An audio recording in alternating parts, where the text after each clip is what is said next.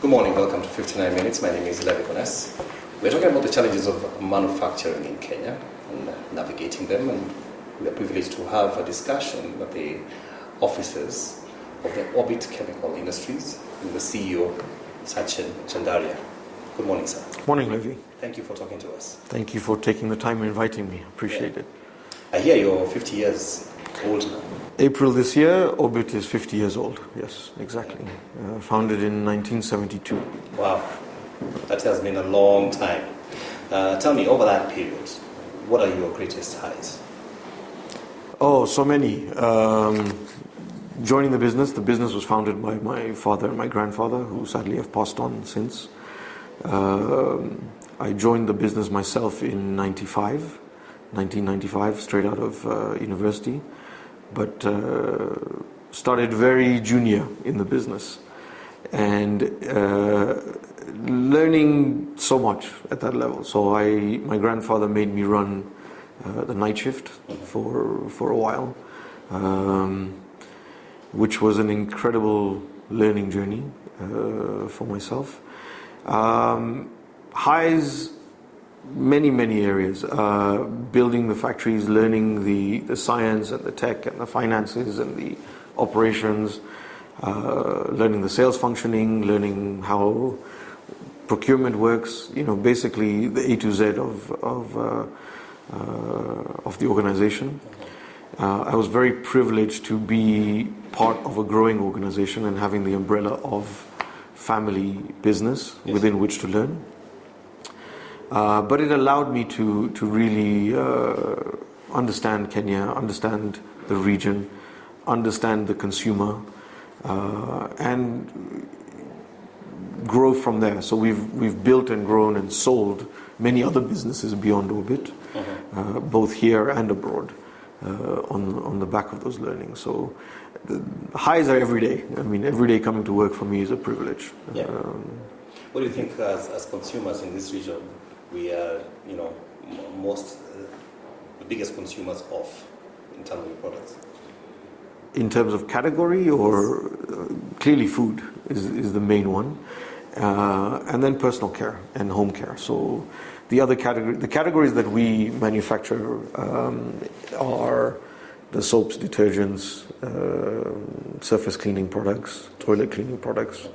Those are relatively large categories with the Kenyan consumer. Yeah. So, especially with many companies experienced a lull during the COVID period. Did this affect you? Inversely. So the demand for a lot of our products grew exponentially.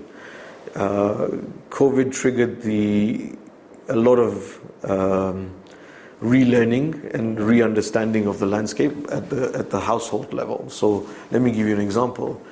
The need for sanitizers, the need for surface cleaning grew, because as the awareness campaigns kicked in, the consumer became much more aware about sanitizers, bleach, disinfectant products, etc., etc. So our demand grew. The challenges we faced was on the other side, was to do with funding the supply side. All of that output needs materials to input and manufacture. Procuring those materials became a real challenge because the whole world suddenly needed them. So whoever had the cash fastest would get the product. The challenge was in Kenya to get the cash, because the banks, COVID triggered a very different risk perspective at the banking level, and the banks decided, for whatever reason, to become a little bit more cautious about how they lent. So on one side, demand is growing for product. On the other side, financing capability was disappearing. And this is not just Orbit, this was the country. So yes, demand grew, but ability to fund it became a challenge. Okay. So this challenge is what led you into this very famous deal. Famous, I don't know, but into this deal, yes. We had engaged Grit at the back end of 2019, so before COVID was even a word. Yes. And we had decided that we needed to unlock the value of the asset, because a building in our business is a tool. It's not a prestige ownership status issue for us. It's a tool just like a machine or raw material. It's an asset that we need to utilize. And I think for me personally, that was a big mindset change, because for me, ownership of a property was something that culturally is built into Kenyans, that you own your properties. Yes. At least you own home. You own home, yes. Yeah. But as a factory also, it was a culturally, but with the guidance of Catalyst, who you'll meet, my fellow director, quickly realized that actually it's just like any other tool, any other asset. And we need to figure out how to maximize its value and unlock its value.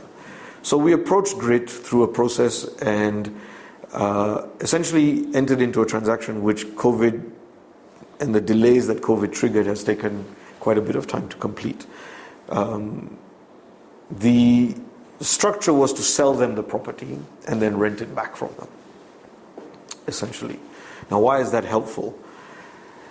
So, on very many fronts.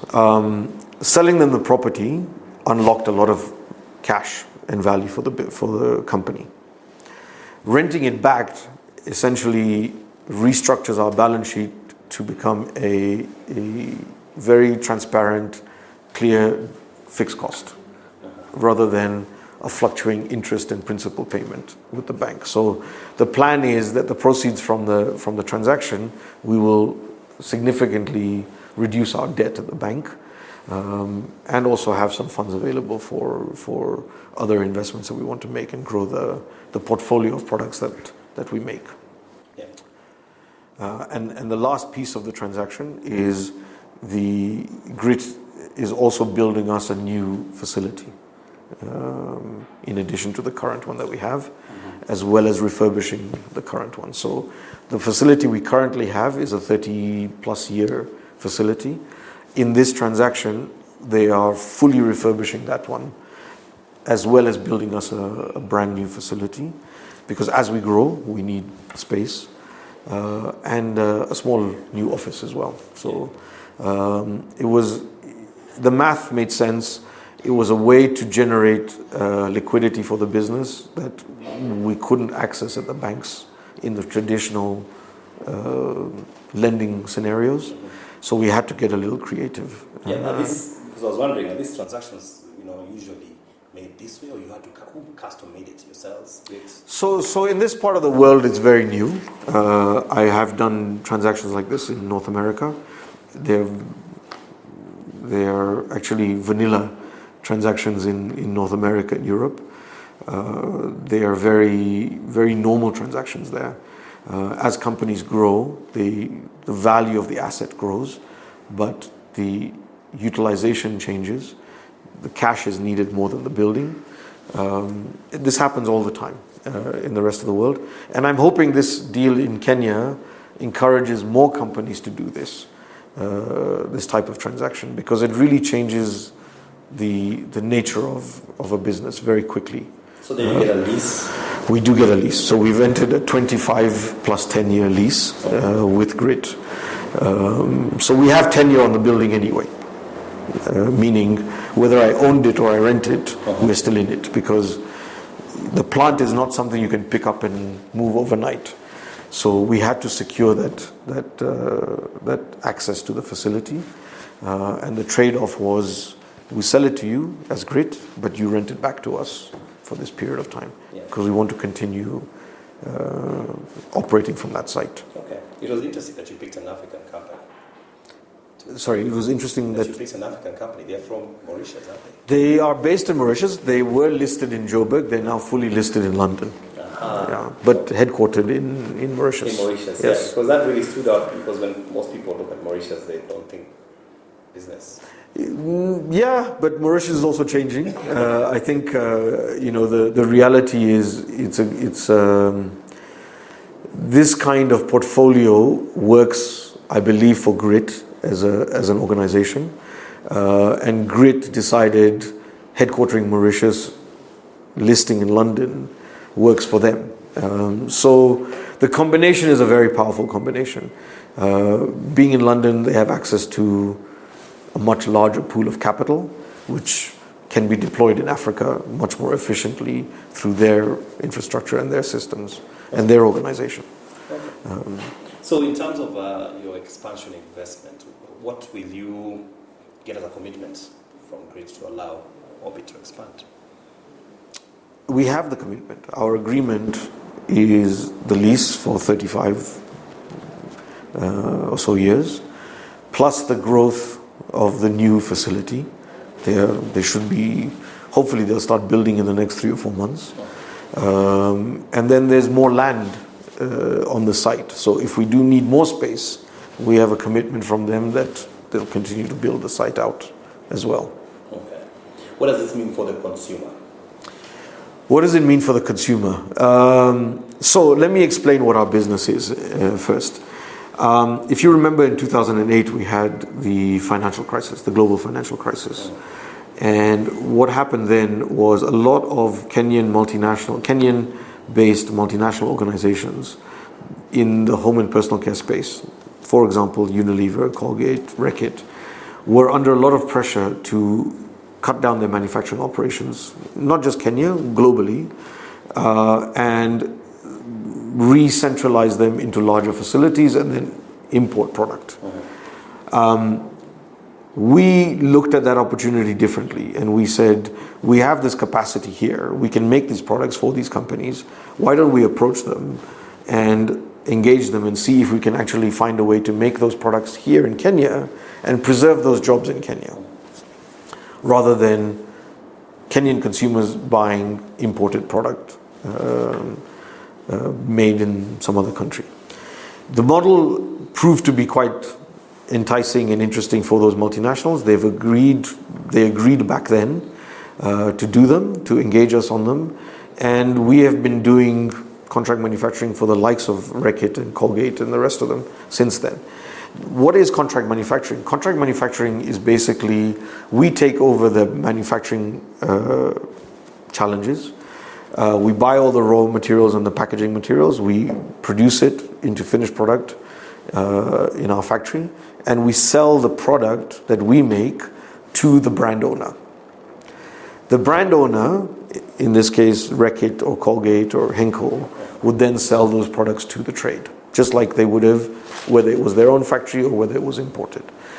The benefit to the consumer, I'm hoping, will be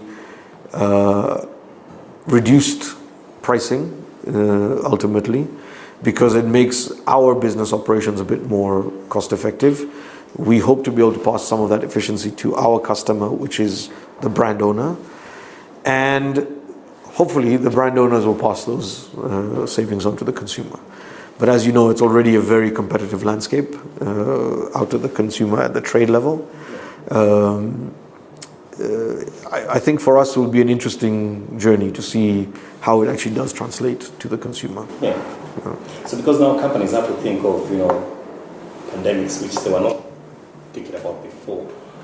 How did that affect you in terms of your day-to-day business and, in terms of employees and, how you manufacture your stuff? And how you prepare for it in the future?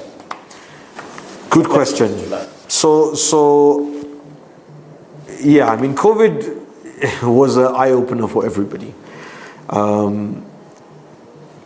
The reality is nobody was prepared for the disruption. And it has forced us as a company to rethink many levels of our systems and organization. Let me talk to employees. I think one of the facts through COVID that I'm proud of is we didn't let anybody go. We retained headcount. In fact, I think we grew slightly as well. So as an organization, we're very proud of our employees. They're part of the family. We have employees that have been with us for 30 plus years as well. So they've grown with me in the organization, and they've grown with the organization. So we didn't, as a board, as a management team, we decided we don't want to let anybody go. So we need to figure out what we need to do as a company to make sure we are not in that position. And I'm thankful and happy to say that we actually achieved that goal. Now, everybody chipped in. I'll be honest about it. Everybody chipped in, from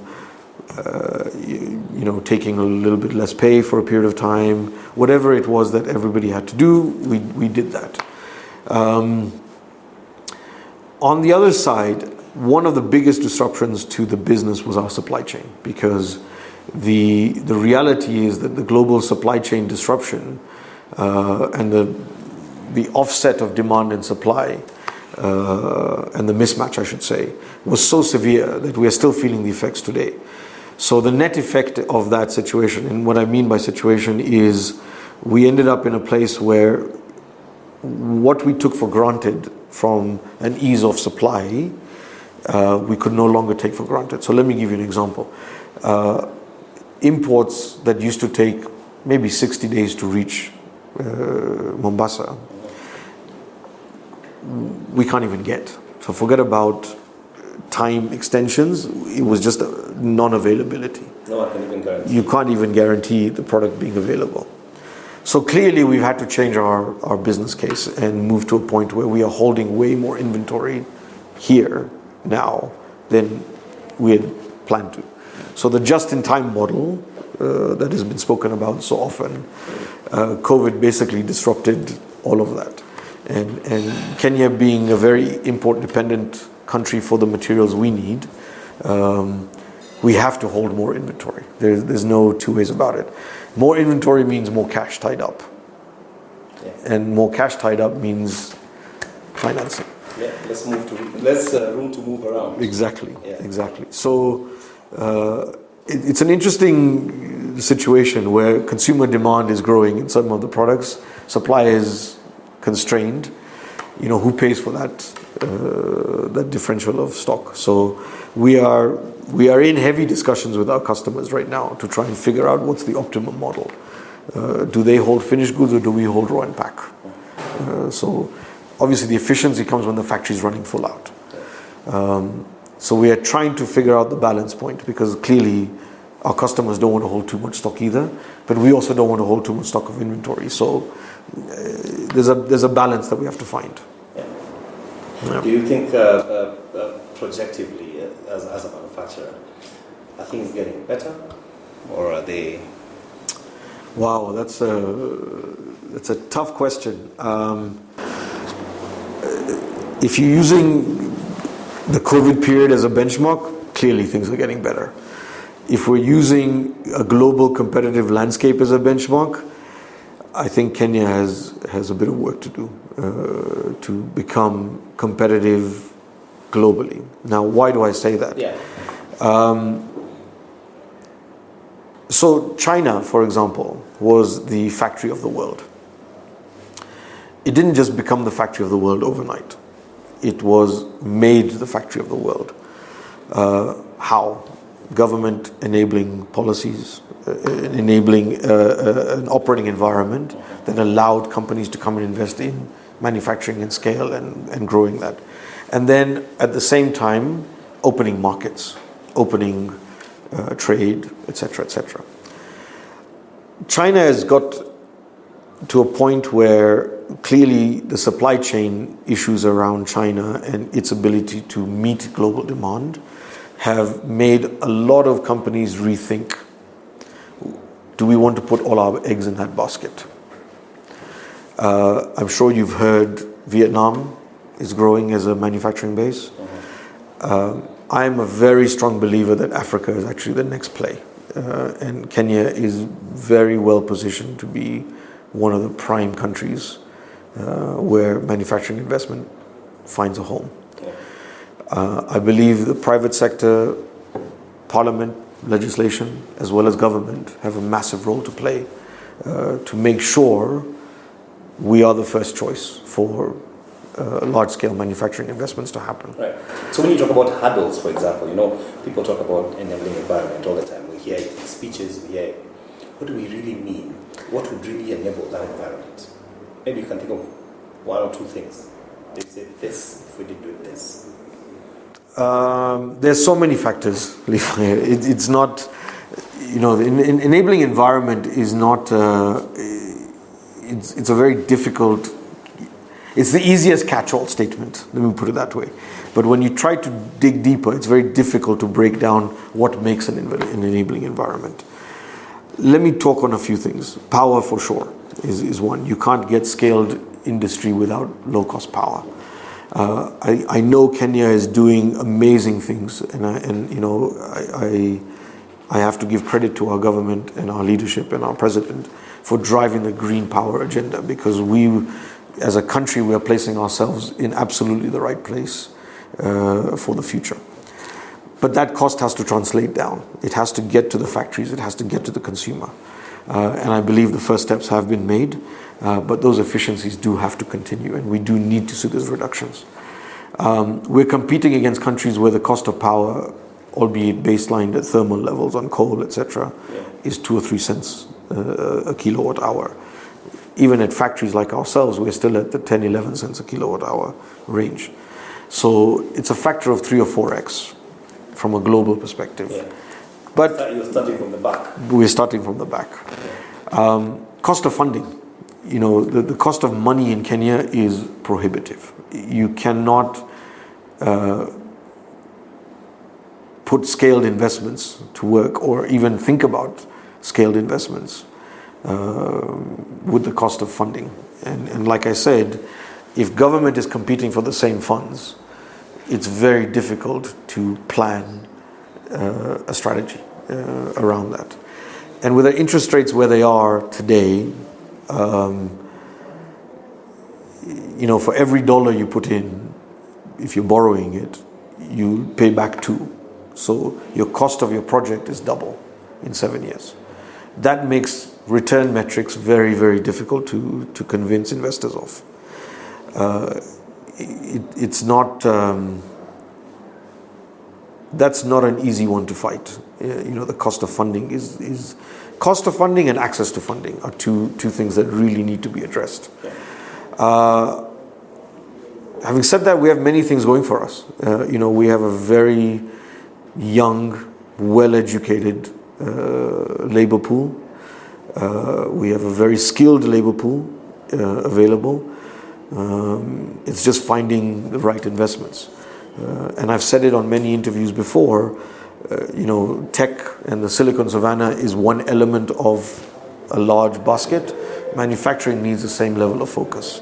I wish government would introduce, just like they have a Ministry of ICT, there should be a Ministry of Manufacturing as well. And just to fix and solve manufacturing related issues. The way I see it, there's no reason why, Kenya should not be making an iPhone. The reality is different, but the skills are here. The supply chain doesn't exist. Why did it take Apple so long, or Foxconn, I should say, so long to start making iPhones in India? It's not because Foxconn doesn't have the skills and the capability. It's because the Indian supply chain to build an iPhone was not in place. So they could only do it when all the other inputs were available for doing it. So, in manufacturing, if you talk about the car industry, assembly of a car, for me, is not the car industry. The automotive industry is when all the components to make a car are made in the country. It might be efficient and cost effective to do a CKD strategy, which has been the case in Kenya, but that should be expanded to get people to make brake pads and car seats and seat belts and all the other bits and pieces that go into making the car. And that's wonderful because it cascades down to employment. Exactly. Consumption. But having said that, I also appreciate you have to start somewhere. Yeah. And the CKD strategy is the right place to start. So once Kenyans start buying those cars and the volumes grow, then somebody will look at, let me make seatbelts for the cars that are made in Kenya instead of importing the seatbelts. Well, your company has been very resilient, 50 years now. So I was going to ask you as SACHEN, what is your personal, what gets you up in the morning, despite all your different challenges? What gives you the hope? I'm always optimistic. I have a daughter and a wonderful wife who keep me motivated at many levels. But at the end of the day, I'm Kenyan. This is home. For me, I have no choice but to be optimistic about Kenya and the region. Every day is exciting at this level, right? There's so many different elements of engagement with customers, with suppliers, with government, with banks, with so many stakeholders we deal with. I think if I was to say it in one way, I'm a learner. So every day for me is a learning journey. So getting up and seeing what I'm going to learn that day is what drives me. Yeah. And how can I make things faster, cheaper, better, more effective, whether that's managing my teams, looking at the world from the consumer's lens, looking at the factory and seeing what can be improved in the factory, trying to find innovative models to do things like with the grid structure. Yeah, I was about to ask you, where is your space for innovation in that structure? Quite a lot, actually. I think what it's done is also I've learned how to do these deals properly, and the value it can really unlock. So for me, the innovation and the learning was around how you can take an asset which, short of selling it to somebody, you can't unlock the money from a property, any other way, because even if you borrow money against it, it's not really unlocked value. So it was an interesting journey, and I would urge entrepreneurs and manufacturers especially to look at this kind of strategy for their assets, because you can unlock real capital from already invested capital. And again, this mindset of, the status of owning a property, I think that culture needs to change, because the value is what you can monetize, really, and how you monetize and how you deploy it smartly. I'll give you an example. The new extension that Grit is building, if we were to borrow that money and build it ourselves, it would have cost us double. How so? The cost of interest. At 14%, you basically double your cost in 7 years. So it would have cost us double to do it ourselves. So I would urge other companies looking to invest to look at this kind of approach, because it's much more cost effective. Yeah. What advice would you tell them? Where would they start? Where would they start in terms of? In terms of, when you're looking at this contract manufacturing, some will say, a lot of people cannot wrap their heads around it. They're like, so what pointers do I need to get into such a... There's so many elements to that question. Contract manufacturing can be as simple as, growing chickens for Kenchik on a contract. It could be growing chilies and avocados for a large exporter of, which already happens. Okay. So people may not call it contract manufacturing, but it's already happening as a form of contracting, let's say, at many levels today already. And then just build off that. Value addition. I'll give you an example. Why are we exporting avocados? Why can't we export guacamole? Why are we exporting mangoes? Why can't we export mango juice? It's how do you upscale? How do you go up the value chain? We export flowers. Why can't we export the perfume, for example? So it's just about thinking, what does the consumer in other markets want? What are they buying? And how do we play in that space? And then looking at your own organization here and seeing what capabilities you have to fill those gaps. Yeah, that's great. We're almost out of time. Let me just ask, so what's next for you guys? Where do you see yourself in 10, 15 years? What are you looking at? What you In this particular business, Yeah. we want to scale, we want to continue to grow, we want to onboard more customers, we want to grow the portfolio of products that we offer, and really become, at least a scaled African player, if not a scaled global player. We want companies to think of Kenya as a manufacturing hub and drive that conversation. And we do that by providing the best quality at the best and most cost-effective price that we can. That keeps our customers competitive in trade to their consumer. So getting value to the consumer,